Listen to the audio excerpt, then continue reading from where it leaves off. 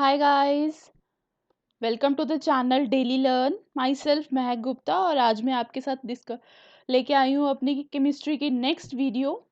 आज की वीडियो में हम डिस्कस करेंगे हमारा नेक्स्ट टॉपिक जो कि है atomic structure and discovery of सब एटॉमिक पार्टिकल्स। आज हम डिस्कस करेंगे एटॉमिक स्ट्रक्चर क्या होता है और जो सब एटॉमिक पार्टिकल्स होते हैं एटॉमिक स्ट्रक्चर के वो कैसे डिस्कवर हुए, किस किस साइंटिस्ट ने उसको डिस्कवर किया। तो चलिए स्टार्ट करते हैं हमारा आज का session that is atomic structure. तो गाइज आज की वीडियो में हम अपना नया टॉपिक समझने वाले हैं। तो जिन्होंने अभी तक वीडियो को लाइक एंड शेयर नहीं किया है तो जल्दी से वीडियो को लाइक कर दीजिए और शेयर कीजिए, और जिन्होंने चैनल को अभी तक सब्सक्राइब नहीं किया है तो प्लीज़ अपने चैनल को जल्दी से सब्सक्राइब कर लीजिए। तो चलिए स्टार्ट करते हैं एटॉमिक स्ट्रक्चर। एटॉमिक स्ट्रक्चर क्या होता है कि जो एटम है उसका स्ट्रक्चर कैसा होता है।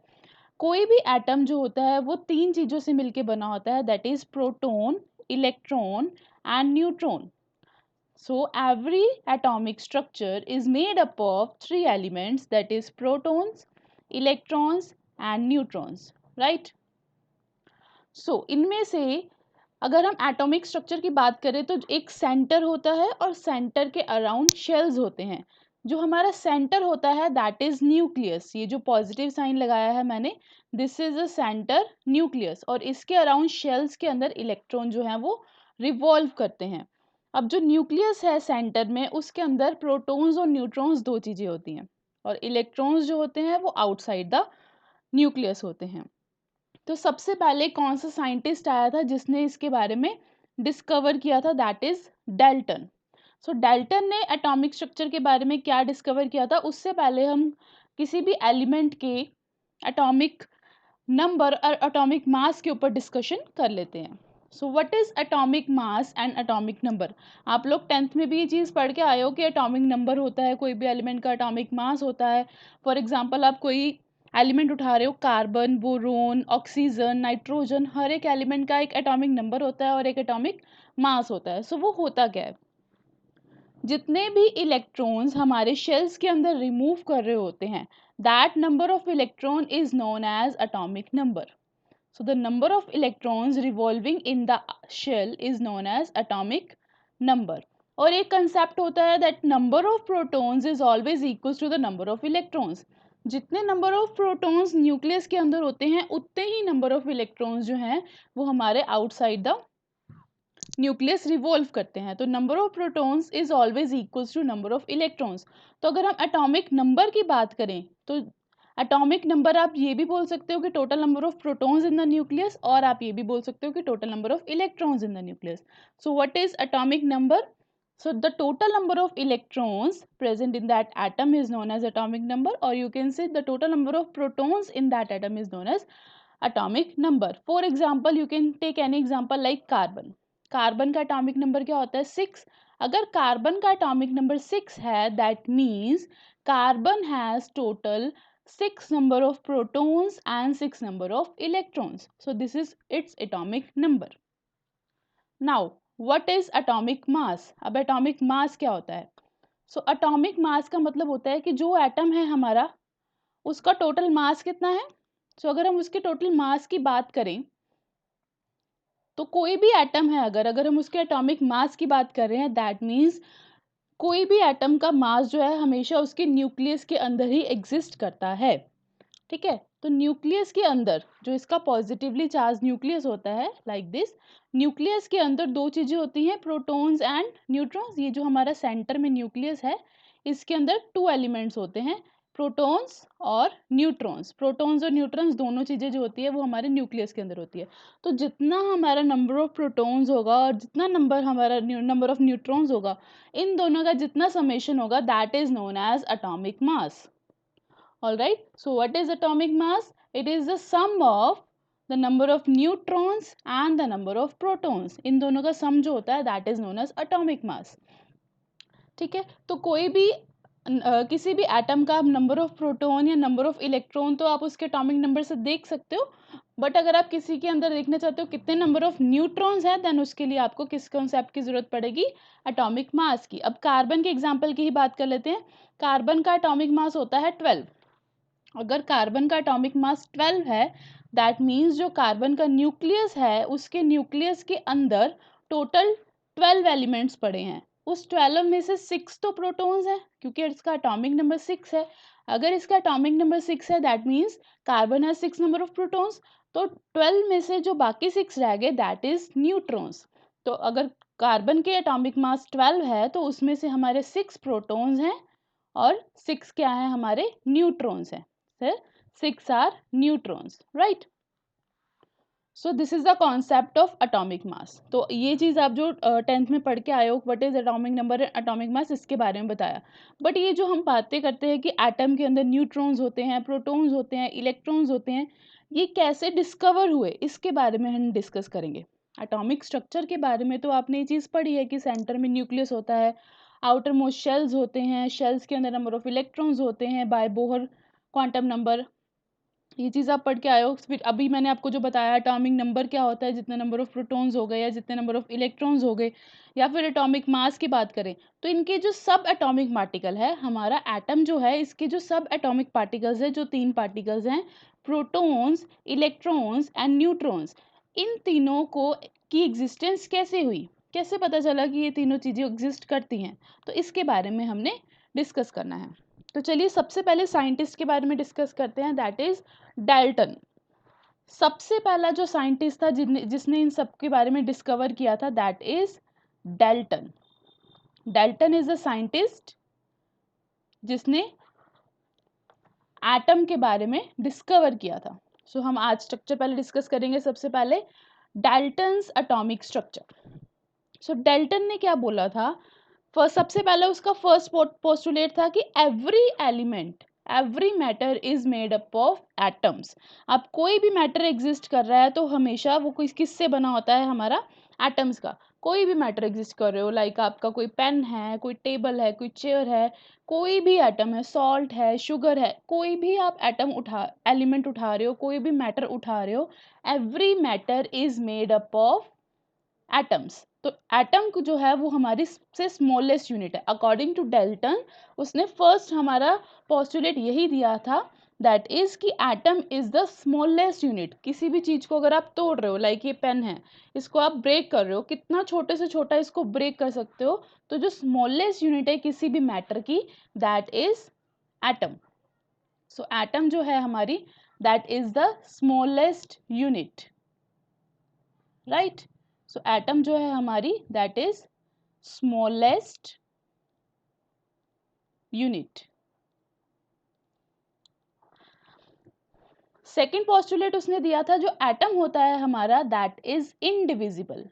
एटम को आप और ज़्यादा ब्रेक नहीं कर सकते। मैंने अभी वही चीज़ बताई कि कोई भी मैटर है अगर आप उसको छोटे से छोटे पार्ट में ब्रेक करना चाहते हो तो हमारा जो सबसे छोटा पार्ट ब्रेक होगा that is atom. So atom जो है वो इनडिविजिबल है। इनडिविजिबल मतलब इसको आप फर्दर पार्ट में ब्रेक नहीं कर सकते। डाल्टन ने ये थ्योरी दी थी कि एटम इज इनडिविजिबल, आप इसको फर्दर पार्ट में ब्रेक नहीं कर सकते।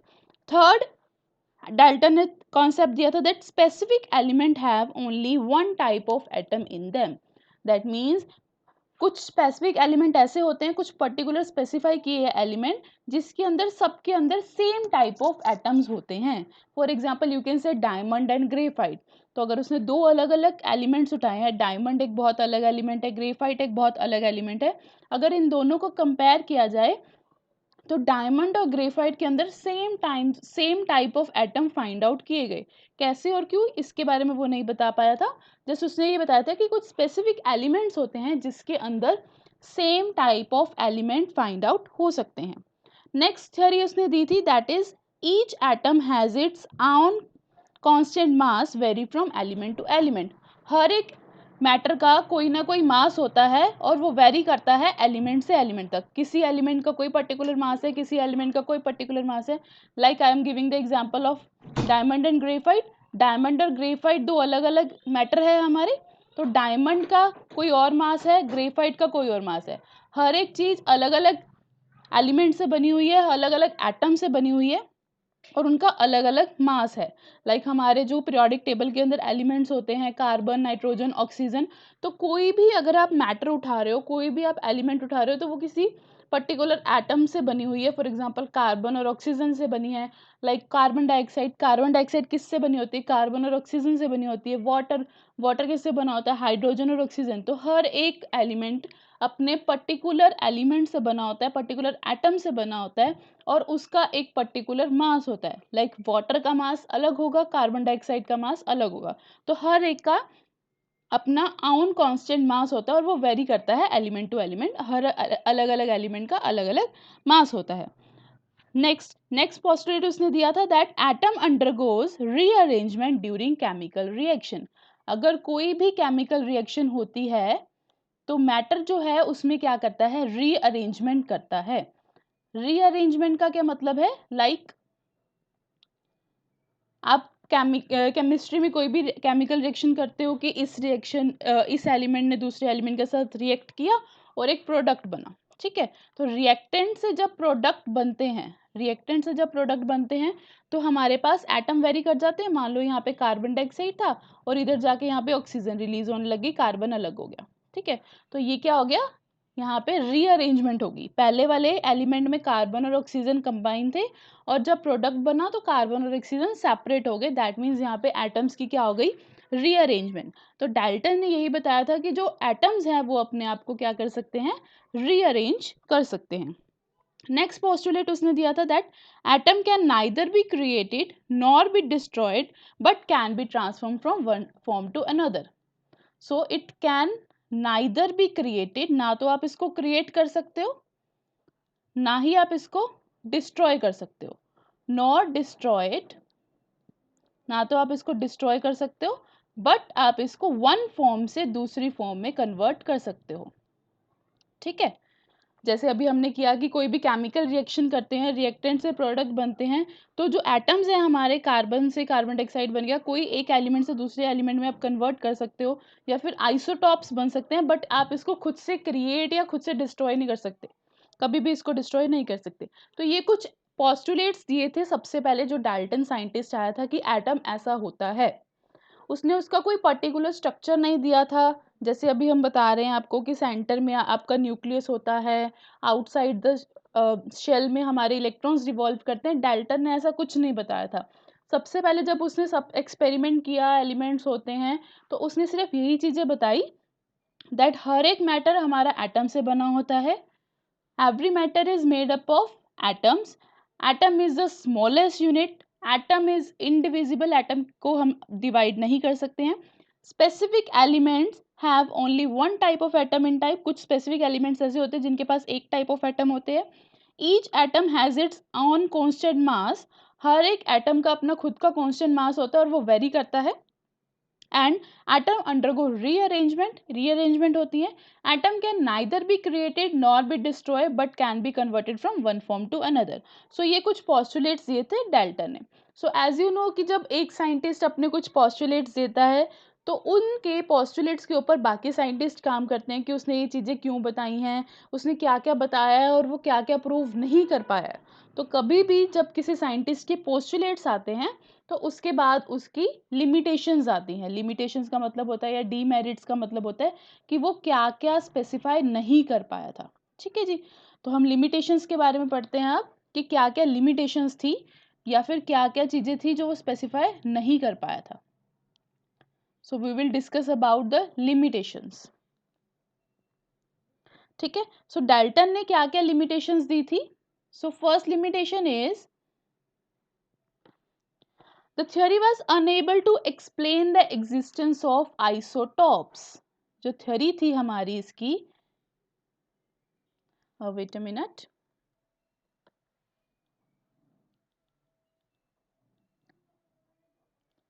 जो हमारी ये डाल्टन की theory थी, ये सबसे पहले क्या नहीं बता पाई थी, आइसोटॉप्स के बारे में, ठीक है।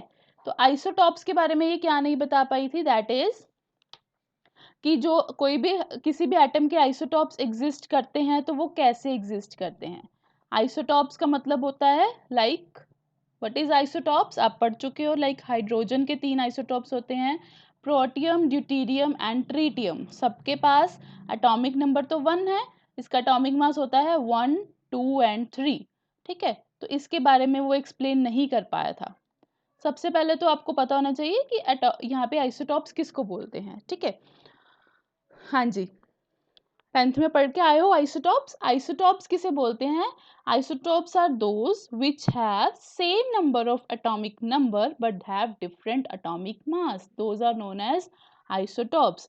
The elements which have same atomic number, जो मैं अभी 3 आइसोटॉप्स लिखे हैं, ये प्रोटियम, ड्यूटेरियम एंड ट्रिटियम, इनके पास तीनों के पास सेम एटॉमिक नंबर है, तीनों के पास 111 लिखा है नीचे और ऊपर लिखा है 123, इनका एटॉमिक मास वेरी कर रहा है, ठीक है। तो सेम एटॉमिक नंबर का मतलब है same number of protons, same number of protons है बट एटॉमिक मास वेरी कर रहा है। As I told you, atomic mass क्या होता है? It is the sum of number of protons plus number of neutrons. अब प्रोटॉन्स तो fix है, तो वेरी क्या कर रहे हैं? न्यूट्रॉन्स। और you can say isotopes are those which have same atomic number, which have same number of protons but have different number of neutrons. For example हमारा जो प्रोटियम है, प्रोटियम का एटॉमिक मास क्या है? 1। अगर इसका एटॉमिक मास हमारा 1 है, दैट मीन्स इसके पास 1 प्रोटॉन है। अगर 1 है, वो 1 प्रोटॉन है, तो हमारे पास न्यूट्रॉन कितने हैं? 0। अगर हम ड्यूटेरियम की बात करें तो इसका एटॉमिक मास कितना है? 2। 2 में से प्रोटॉन तो कितने हैं? 1, तो जो 1 बचा दैट इज न्यूट्रॉन। अगर हम ट्रिटियम की बात करें तो 1 इसमें होता है प्रोटॉन, जो बाकी 2 बचे दैट इज न्यूट्रॉन। तो अगर हम इन 3 आइसोटॉप्स को कंपेयर करें, so all the 3 have 1 proton but protium has 0 neutron, deuterium has 1 neutron and tritium has 2 neutron. So this is known as isotopes. तो ऐसे आइसोटॉप्स एग्जिस्ट क्यों करते हैं, ये डाल्टन अपनी थ्योरी में एक्सप्लेन नहीं कर पाया था। सेकंड लिमिटेशन थी डाल्टन एटॉमिक थ्योरी की, that is nothing about the structure of atom was appropriately explained. Like अभी जैसे मैंने आपको बताया कि अब जो एक्सिस्टेंस हो चुकी है कि न्यूक्लियस के अंदर हमारा एक न्यूक्लियस होता है, शेल्स होते हैं, ऐसा कुछ तो डाल्टन ने बताया ही नहीं। डाल्टन ने तो बस ये बताया कि हाँ जी एटम इंडिविजिबल होता है, स्मॉलेस्ट यूनिट होता है, बट उसके स्ट्रक्चर के बारे में वो कुछ भी डिटेल नहीं दे पाया था। सो ये भी इसकी लिमिटेशन थी। थर्ड इसकी लिमिटेशन थी दैट उसके बाद जो फर्दर साइंटिस्ट आए उन्होंने ये चीज प्रूव कर दी कि एटम जो है वो डिविजिबल है। डाल्टन ने ये चीज बोली थी कि एटम जो है वो इनडिविजिबल होता है, ठीक है। तो जो बाकी साइंटिस्ट आए उन्होंने उसकी स्टेटमेंट को रॉन्ग प्रूव कर दिया दैट एटम जो है वो इनडिविजिबल नहीं है, इट इज डिविजिबल। इसको आगे फर्दर पार्ट में ब्रेक किया जा सकता है, ठीक है जी। तो ये थी हमारी डाल्टन एटॉमिक थ्योरी। तो नेक्स्ट इसके बाद जो साइंटिस्ट आया उसके बारे में पढ़ते हैं। नेक्स्ट जो साइंटिस्ट आया that is Thomson. Next scientist का नाम था जोसेफ जॉन थॉमसन। थॉमसन ने फिर अपना मॉडल दिया जिसको बोलते थे थॉमसन एटॉमिक मॉडल। थॉमसन ने अपना एटॉमिक मॉडल जब दिया तो उसने एक एक्सपेरिमेंट किया था जिसका नाम था कैथोड रे एक्सपेरिमेंट, ठीक है। तो थॉमसन ने कैथोड रे एक्सपेरिमेंट किया था जिसकी हेल्प से उसने इलेक्ट्रॉन्स की डिस्कवरी की थी, ठीक है। अभी तक तो मतलब डाल्टन ने ही अपना स्ट्रक्चर दे रखा था कि हाँ एटम, डाल्टन ने कोई स्ट्रक्चर तो दिया नहीं था, डाल्टन ने बस अपना कॉन्सेप्ट दे रखा था कि ऐसे एटम्स होते हैं, दे आर इनडिविजिबल, ठीक है। कोई अभी तक इसके स्ट्रक्चर्स को एक्सप्लेन नहीं कर पाया था। तो जब थॉमसन ने इसके ऊपर काम किया तो उसने ये चीज़ एक एक्सपेरिमेंट किया कैथोड रे वाला जिससे हमारी डिस्कवरी हुई इलेक्ट्रॉन्स की। तो उसके बारे में देखते हैं कि कैथोड रे एक्सपेरिमेंट था क्या। सो this is our cathode ray tube experiment. तो ये एक ट्यूब थी जो ग्लास की बनी हुई थी। This is the tube made up of glass which have 2 openings. 2 openings थी, एक यहाँ से लेफ्ट ओपनिंग थी, एक इसकी यहाँ से राइट ओपनिंग थी। So one for the vacuum pump, एक जो थी वो इसकी वैक्यूम पंप के लिए थी, and other is for the inlet, एक इनलेट के लिए थी। एक तो मतलब जहाँ से इसको अंदर हम कुछ कोई गैस पंप इन कर सकते हैं, ठीक है जी। So the role of the vacuum pump is to maintain the partial pump. जो एक ओपनिंग थी हमारी वैक्यूम पंप वाली वो किस लिए थी? ताकि वो वहां पे वैक्यूम को क्रिएट कर सके। तो जब उसने ये एक्सपेरिमेंट किया, ठीक है, तो उसमें क्या किया, उसने एक हाई वोल्टेज सप्लाई की यूजिंग द इलेक्ट्रोड्स। जब हाई वोल्टेज सप्लाई की गई यूजिंग द इलेक्ट्रोड्स, ठीक है, तो कौन कौन सी इलेक्ट्रोड्स होती है, 2 इलेक्ट्रोड्स होती है, कैथोड और एनोड। उन रेज की यूज से इन्होंने ये एक्सपेरिमेंट किया। तो जब ऑब्जर्वेशन क्या हुई, क्या क्या ऑब्जर्व किया गया, सबसे पहले जब हाई वोल्टेज अप्लाई की गई है तो जो रेज आ रही थी, जो आपने गैस उसके अंदर डाली, वो जो गैस उसने डाली, जो उसकी रेज आ रही थी वो फ्रॉम कैथोड टू एनोड जा रही थी। ठीक है, तो वो कहाँ जा रही थी, फ्रॉम कैथोड टू एनोड। तो वो जो रेज आ रही थी वो बेंड हो रही थी, दैट इज वाई उन रेज का नाम क्या दिया गया, कैथोड रेज। ठीक है, तो उस रेज का क्या नाम दिया गया, कैथोड रेज, यहाँ पे जो रेज आ रही है। ठीक है, so when the external electric field is apply, cathode rays get deflected towards the positive part. अब वो जो कैथोड रेज थी वो किसकी तरफ डिफ्लेक्टेड हो रही थी, पॉजिटिव पार्ट की तरफ।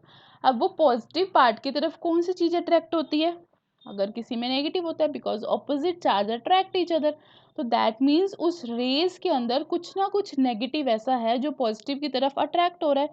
ठीक है, तो उसके एक्सपेरिमेंट से ये चीज पता लगी कि कुछ ना कुछ उसके अंदर ऐसा है जो पॉजिटिव की तरह अट्रैक्ट हो रहा है, दैट मीन्स उसके अंदर कुछ नेगेटिव फॉर्म में है। So and on applying the electric and magnetic field upon the cathode ray, Thomson found that charge to mass ratio, charge to mass ratio किसको बोलते हैं, कि अगर कितना चार्ज लिया, charge to mass ratio, e ratio, that is coming out to be 17588 into 10 raised to power 11।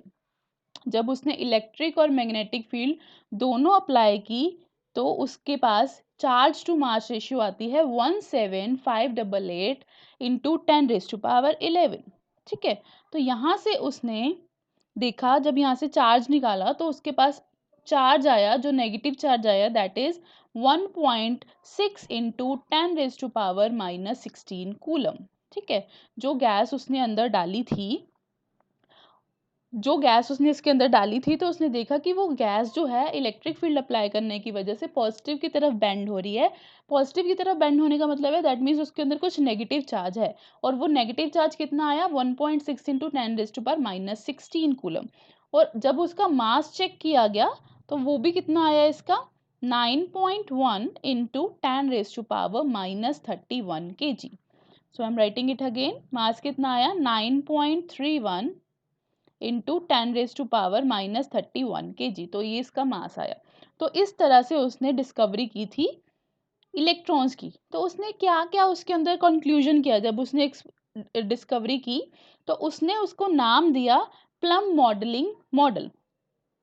जब उसने देखा कि कुछ ना कुछ इलेक्ट्रॉन तो है, ठीक है, तो उसने मतलब अपने आप एक एजम्पशन बना ली कि जो एटम होता है वो प्लम मॉडलिंग मॉडल के जैसा होता है। प्लम मॉडलिंग मॉडल के जैसे मतलब प्लम के जैसा होता है। प्लम के जैसा मतलब लाइक हमारा जैसे वाटरमेलन होता है ना, वाटरमेलन के अंदर ब्लैक ब्लैक सीड्स होते हैं, ब्लैक ब्लैक सीड्स होते हैं, राइट। तो थॉमसन ने अपने एक्सपेरिमेंट में इलेक्ट्रॉन तो डिस्कवर किए, बट वो प्रोटॉन वगैरह के बारे में कुछ नहीं जान पाया। तो उसने ये चीज डिस्कवर की कि जो एटम होता है उसके अंदर कुछ नेगेटिवली चार्ज्ड चीज होती है, और वो चार्ज भी उसने बता दिया था, that charge is coming out 1.6 into 10⁻16 coulomb, और उसका मास भी उसने फाइंड आउट कर लिया था 9.1 इंटू 10⁻31 kg। तो उसने ये अपना एजम्पशन दिया, एक कंक्लूजन दिया कि जो हमारा एटम है वो स्फेरिकल शेप में है, प्लम मॉडल के जैसे है, प्लम मॉडल के जैसे है, और उसके अंदर जो इलेक्ट्रॉन्स हैं वो like the seeds of the plum है। कोई भी प्लम के अंदर जैसे सीड्स होते हैं उस तरह से इलेक्ट्रॉन्स जो है उसके बीच में इक्वली डिस्ट्रीब्यूट हो रखे हैं। ठीक है, तो ये दिया था थॉमसन ने मॉडल। तो फिर थॉमसन का जब मॉडल हो गया, देन आया हमारा नेक्स्ट साइंटिस्ट आया हमारा रदरफोर्ड। रदरफोर्ड ने भी तो करना था, उसके मॉडल को क्लासिफाई करना था, उसको पढ़ना था, फिर देखना था कि उसने क्या क्या गलतियां की हैं। तो उसने कुछ लिमिटेशंस निकाली थॉमसन मॉडल की। तो थॉमसन क्या नहीं एक्सप्लेन कर पाया था, थॉमसन ने जो ये प्लम मॉडल दिया इसकी स्टेबिलिटी को एक्सप्लेन नहीं कर पाया था, कि इसकी स्टेबिलिटी, ये स्टेबल होते हैं, कुछ एटम स्टेबल होते हैं, कुछ एटम स्टेबल नहीं होते हैं, इनका रीज़न क्या है। तो इसकी स्टेबिलिटी को एक्सप्लेन नहीं कर पाया था। ऑल्सो फर्दर डिस्कवरी में वो प्रोटॉन्स के बारे में कुछ नहीं बता पाया था कि पॉजिटिवली चार्ज भी ऐसा कुछ होता है या ओनली नेगेटिव चार्ज ही होता है। तो पॉजिटिव चार्ज के बारे में भी वो कुछ नहीं बता पाया था। तो इन दो चीज़ों के बारे में वो नहीं बता पाया था। तो ये थी लिमिटेशंस हमारी थॉमसन मॉडल की। ठीक है, तो हमारा आई थिंक आपको क्लियर हो गया है। सबसे पहले हमने बताया कि एटम के बारे में हमने नॉर्मली क्लियर किया कि एटम जो होता है ऐसा होता है, तीन चीज़ें होती हैं, प्रोटॉन्स, इलेक्ट्रॉन, न्यूट्रॉन्स। ठीक है, सेंटर में हमारा न्यूक्लियस होता है, न्यूक्लियस के अंदर हमारे प्रोटॉन्स और न्यूट्रॉन्स होते हैं, देन उसके अराउंड रिवॉल्व कर रहे होते हैं इलेक्ट्रॉन। ठीक है, तो सबसे पहला जो साइंटिस्ट था जिसने सबसे पहले डिस्कवर किया एलिमेंट के ऊपर atom, that is Dalton. Dalton ने अपनी थ्योरी दी, देन उसकी कुछ लिमिटेशंस आई, उसकी लिमिटेशंस को ओवरकम करने के लिए थॉमसन ने एक एक्सपेरिमेंट किया जिसका नाम था कैथोड रे एक्सपेरिमेंट। वहाँ पे उसने डिस्कवरी की इलेक्ट्रॉन्स की। इलेक्ट्रॉन्स की जब उसने डिस्कवरी की तो उसने अपना मॉडल दिया जिसको नाम दिया उसने प्लम मॉडल। प्लम मॉडल में उसने ये बताया कि जो एटम है इज लाइक अ प्लम और उसके अंदर जो सीड्स होते हैं दीज आर लाइक इलेक्ट्रॉन्स। तो वो उसकी भी कुछ लिमिटेशंस आई, वो स्टेबिलिटी एक्सप्लेन नहीं कर पाया, वो पॉजिटिव चार्ज के बारे में एक्सप्लेन नहीं कर पाया। देन उसके बाद नेक्स्ट साइंटिस्ट आया रदरफोर्ड। नेक्स्ट जो साइंटिस्ट आया दैट इज रदरफोर्ड। अब रदरफोर्ड ने भी अपनी एक्सपेरिमेंट दिया। तो रदरफोर्ड ने क्या दिया? रदरफोर्ड ने डिस्कवर किया न्यूक्लियस। रदरफोर्ड ने डिस्कवर किया है हमारा न्यूक्लियस। ठीक है, तो रदरफोर्ड ने जो एक्सपेरिमेंट किया तो उसने क्या लिया? तो जो उसने एक्सपेरिमेंट किया उसके अंदर उसने एक वेरी थिन गोल्ड फॉइल ली। वेरी थिन गोल्ड फॉइल ली। अब कोई भी गोल्ड फॉइल लेते हैं या फिर एल्यूमिनियम, जैसे हमारा रोटी रैपर होता है, लाइक एल्यूमिनियम फॉइल होती है, इस तरह से उसने वेरी थिन गोल्ड फॉइल ली। अब हमने बताया कि कोई भी मैटर होता है वो मेड अप ऑफ एटम होता है। अब वो जो उसने गोल्ड फॉइल ली है वो भी तो थाउजेंड्स ऑफ एटम से मिलके बनी होगी। That gold foil is also made up of thousands of atoms. ठीक है, तो उसके बाद उसने क्या किया, उस गोल्ड फॉइल को रख दिया और उसके अंदर से अल्फा पार्टिकल स्ट्राइक आउट करवाए। अल्फा पार्टिकल जो है वहां पे स्ट्राइक आउट करवाए। अल्फा पार्टिकल्स किनको बोलते हैं? अल्फा पार्टिकल उनको बोलते हैं जिसके ऊपर 2 पॉजिटिव चार्ज होता है। कौन सा चार्ज होता है? 2 पॉजिटिव। ठीक है, लाइक आप कह सकते हो हीलियम। हीलियम के ऊपर 2 पॉजिटिव चार्ज होता है ना, हीलियम के पास 2 इलेक्ट्रॉन्स होते हैं, हीलियम के पास 2 पॉजिटिव चार्ज होता है।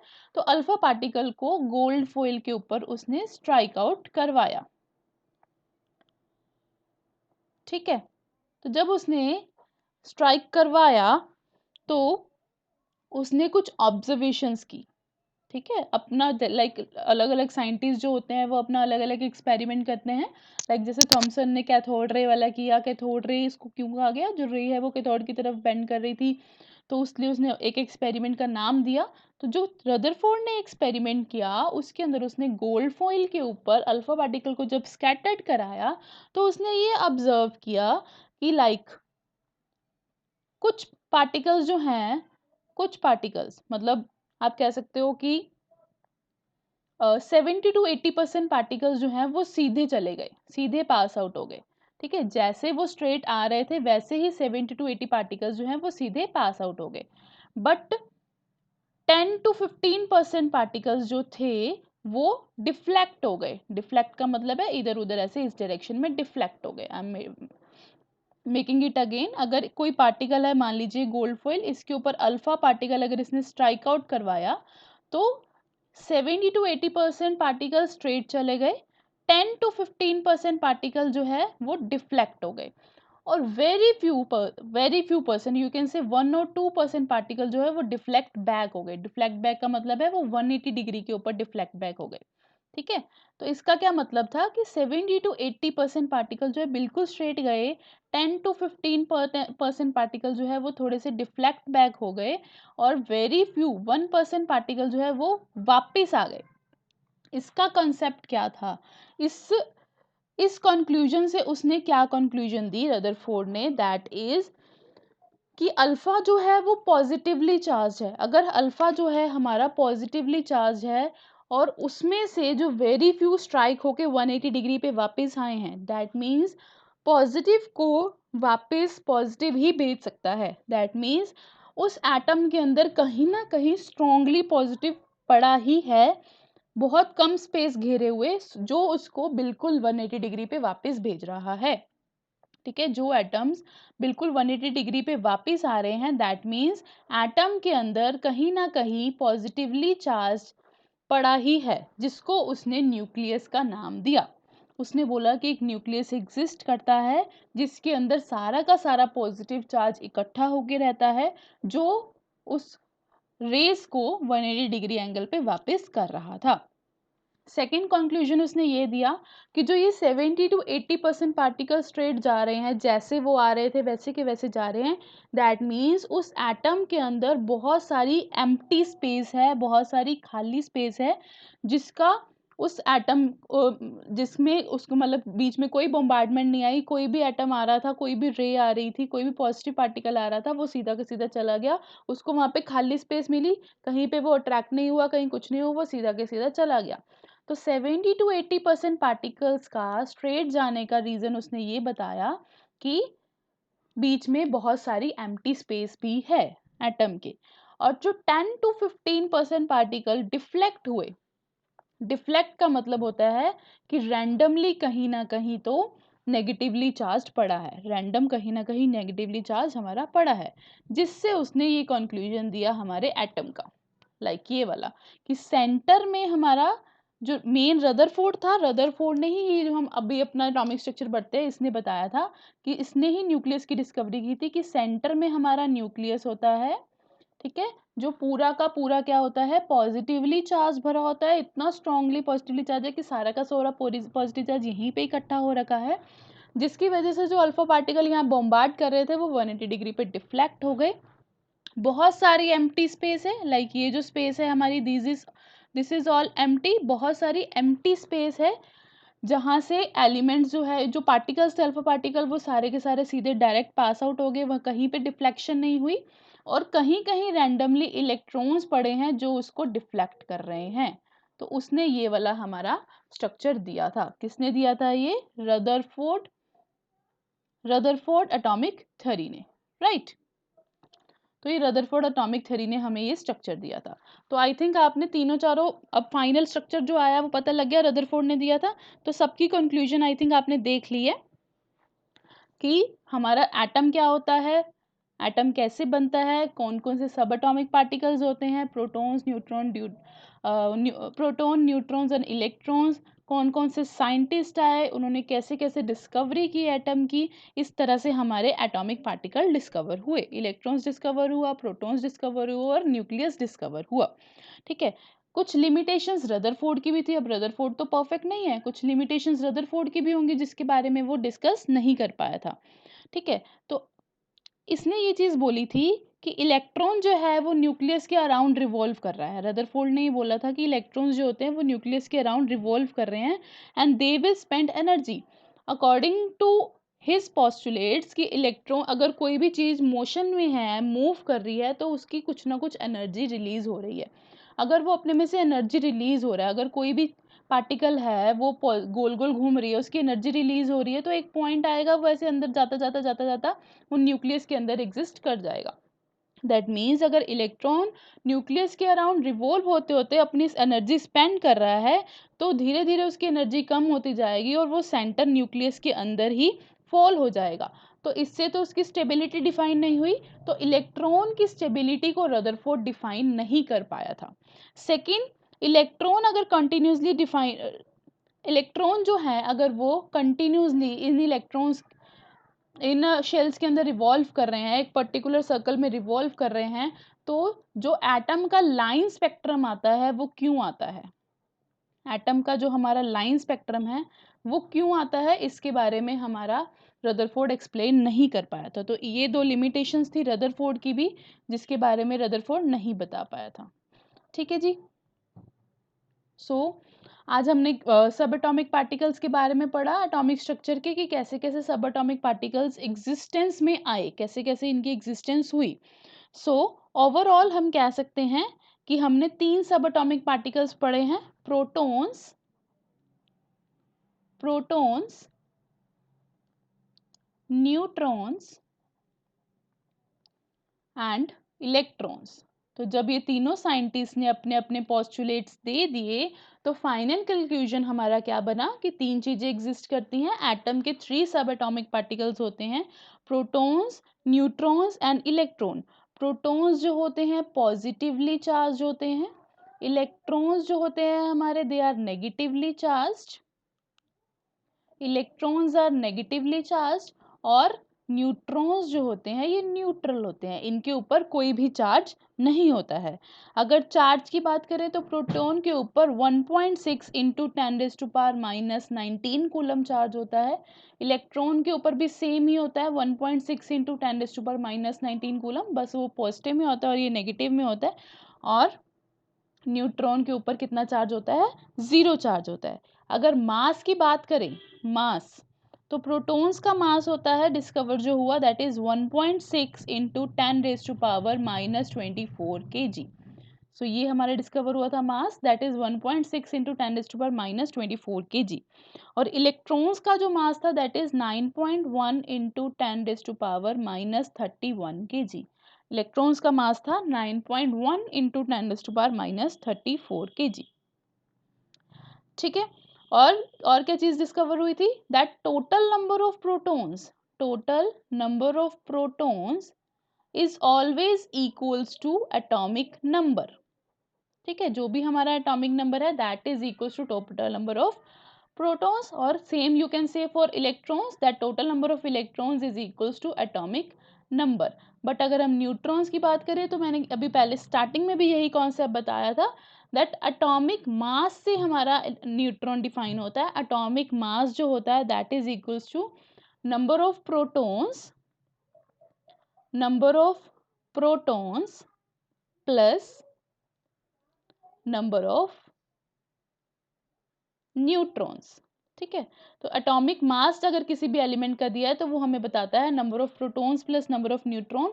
वहां से आप डिफाइन कर सकते हैं कि हर एक एलिमेंट के अंदर कितने कितने नंबर ऑफ न्यूट्रॉन्स एग्जिस्ट करते हैं। तो आज हमने क्या पढ़ा, एटॉमिक स्ट्रक्चर के बारे में पढ़ा। तो कोई भी अगर आप एलिमेंट उठा रहे हो हमारे पीरियोडिक टेबल में से, जो हमारा पीरियोडिक टेबल है उसके अंदर जो एलिमेंट्स होते हैं हाइड्रोजन, हीलियम, बेरिलियम, कोई भी एलिमेंट उठा रहे हो, लाइक आप उठा रहे हो ऑक्सीजन, तो ऑक्सीजन का हमारा ऑक्सीजन का हमारा एटॉमिक नंबर है 8 और मास नंबर होता है 6। तो अगर इसका एटॉमिक नंबर 8 है दैट मीन्स ऑक्सीजन के पास कितने नंबर ऑफ प्रोटॉन्स हैं, 8। और you can say this is equals to number of electrons, तो ऑक्सीजन के पास कितने नंबर ऑफ इलेक्ट्रॉन्स हैं, 8। तो जो भी हमारा एलिमेंट का एटॉमिक नंबर होता है, आप जब भी कोई भी पीरियोडिक टेबल पढ़ते हो तो उसको एटॉमिक नंबर वाइज ही पढ़ते हो ना। फर्स्ट एटॉमिक नंबर वाला हाइड्रोजन, सेकंड एटॉमिक नंबर वाला हीलियम, थर्ड एटॉमिक नंबर वाला लिथियम, बेरिलियम, एटॉमिक नंबर के हिसाब से डिफाइन करते हो। तो जो भी एटॉमिक नंबर आपका दिया होता है उतने ही नंबर ऑफ इलेक्ट्रॉन्स उसके एटम में एग्जिस्ट करते हैं और उतने ही नंबर ऑफ प्रोटॉन्स उसके एटम में एग्जिस्ट करते हैं। और जब भी कोई एलिमेंट पीरियोडिक टेबल में लिखा होता है तो वो इस फॉर्म में लिखा होता है, जो इसके पैर में नंबर होता है दैट इज एटॉमिक नंबर, और जो उसके अपर पोर्शन में नंबर होता है दैट इज एटॉमिक मास। तो वो हमें क्या डिफाइन करता है, एटॉमिक मास। अगर एटम ऑक्सीजन का एटॉमिक मास 16 दे रखा है दैट मीन्स 8 तो इसमें से क्या चले गए, प्रोटॉन्स, तो जो बाकी बचे 16 में से दैट इज 16 माइनस 8 वो हमारे क्या होते हैं, न्यूट्रॉन्स। तो हमारे पास जो यहाँ पे 8 बचे हैं दैट इज न्यूट्रॉन्स। तो इस तरह से आप किसी भी एलिमेंट के सब एटॉमिक पार्टिकल्स के बारे में क्लासिफाई कर सकते हैं कि उसके पास कितने नंबर ऑफ इलेक्ट्रॉन्स हैं, कितने नंबर ऑफ प्रोटॉन्स हैं और कितने नंबर ऑफ न्यूट्रॉन्स हैं। ठीक है, तो आई थिंक आपने एटॉमिक स्ट्रक्चर के बारे में डिटेल से पढ़ लिया है और उनके सब एटॉमिक पार्टिकल के बारे में भी, उनकी डिस्कवरी के बारे में भी अच्छे से पढ़ लिया है। तो बाकी का हम आइसोटॉप्स क्या होते हैं, आइसोटॉप्स के बारे में कैसे क्लासिफाई किया जाता है, इन सब के बारे में हम अपनी नेक्स्ट वीडियो के अंदर डिस्कशन करेंगे। जिन्होंने हमारी पुरानी वीडियोस नहीं देखी हैं उसके अंदर मैंने पीरियोडिक टेबल के बारे में, उसके बेसिक कॉन्सेप्ट्स, उनकी क्लासिफिकेशन के बारे में भी एक्सप्लेन किया है। तो प्लीज़ गाइज जाइए डेली लर्न लाइव चैनल के ऊपर, वहाँ पे आप उनकी हमारी प्लेलिस्ट, केमिस्ट्री की प्लेलिस्ट भी चेक कर सकते हैं। वहाँ पे जाके आप पीरियोडिक टेबल, पीरियोडिक ट्रेंड के कॉन्सेप्ट भी जाके क्लियर कर सकते हैं, उसके इंपॉर्टेंट क्वेश्चंस भी क्लियर कर सकते हैं। ठीक है? तो और जिन्होंने अभी तक वीडियो को लाइक एंड शेयर नहीं किया है, तो प्लीज़ गाइज़ जल्दी से लाइक एंड शेयर कर दीजिए, और जिन्होंने चैनल को सब्सक्राइब नहीं किया है, तो जल्दी से हमारे चैनल डेली लर्न लाइव को सब्सक्राइब कर दीजिए। तो चलिए मिलते हैं हम अपनी नेक्स्ट वीडियो के साथ विद न्यू कॉन्सेप्ट। इसको आगे हम फर्दर करेंगे। एटॉमिक स्ट्रक्चर वाला जो आपका चैप्टर 2 है क्लास 11 का, इसको हम फर्दर डिटेल में पढ़ेंगे। और ये चीज़ याद रखिए कि जो कॉन्सेप्ट अब हम पढ़ रहे हैं, अभी हमने 11th का सिलेबस स्टार्ट किया है, जोन से कॉन्सेप्ट हम यहाँ पे पढ़ रहे हैं, ये सारे के सारे आपके कॉम्पिटिटिव एग्जाम के लिए नेसेसरी हैं। लाइक अगर आप किसी भी एग्जाम की तैयारी कर रहे हो, नीट के लिए, जेई के लिए, आईआईटी के लिए, तो ये सारे कॉन्सेप्ट आपके वहाँ पे कंपल्सरी हैं। तो देखना मत भूलिए हमारी वीडियोज़, और हमारे साथ बने रहिए। तब तक के लिए बाय बाय।